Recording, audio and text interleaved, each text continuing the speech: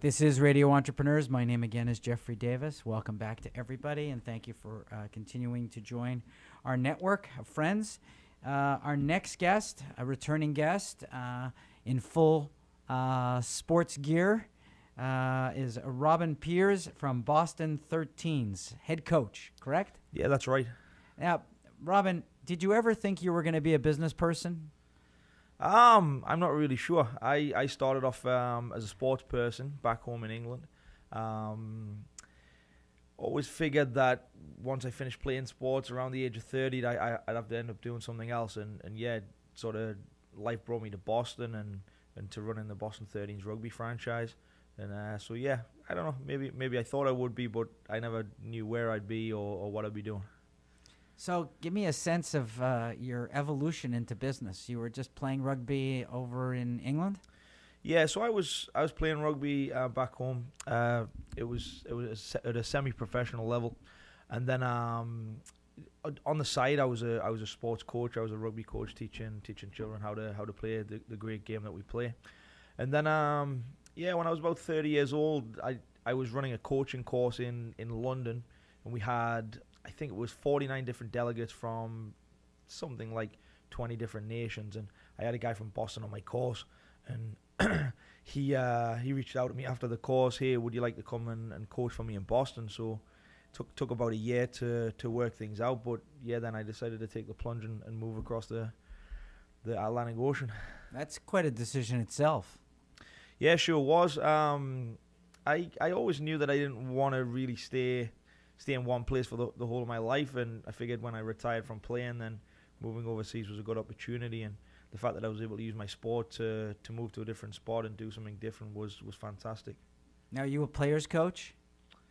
Am I a player's coach? Do you play and coach? Do I play and coach? No, I decided that I wouldn't do that when I came over. I obviously could have, because I came straight off the back of playing professionally in England, but I just figured that as a rugby coach, there is a lot of responsibilities, and to be out there playing as well as doing all the coaching would be just too tough for me. So, you've not been in business. You've been a rugby player in England, and all of a sudden you're in business, and you're not even in England. You're in the United States. That's like throwing me into the middle of central China where no one speaks English and telling me to be a rugby coach. It's like, yeah. Whoa. What was it like for you? What have you learned?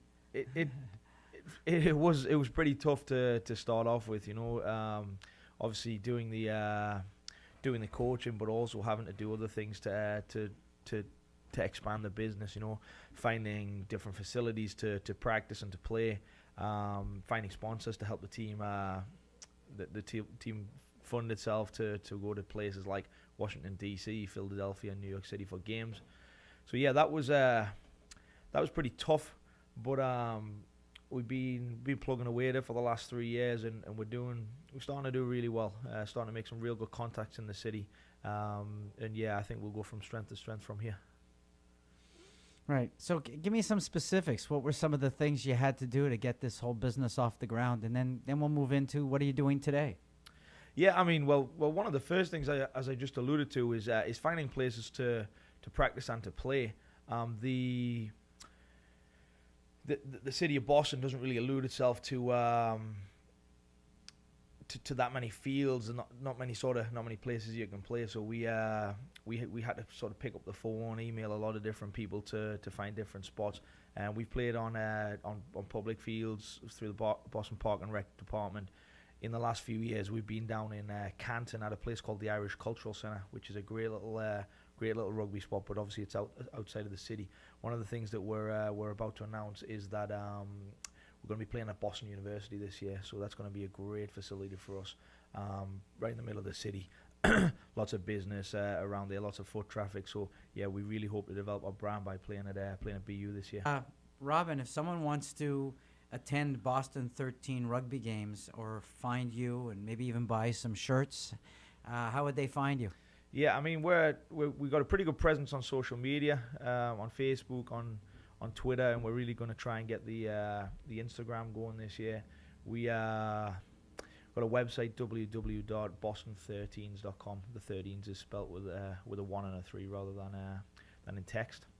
Yeah, and I'm sure when you guys put this out there, you can tag us on Twitter, on Facebook, and things, and we'll do the same for you, obviously.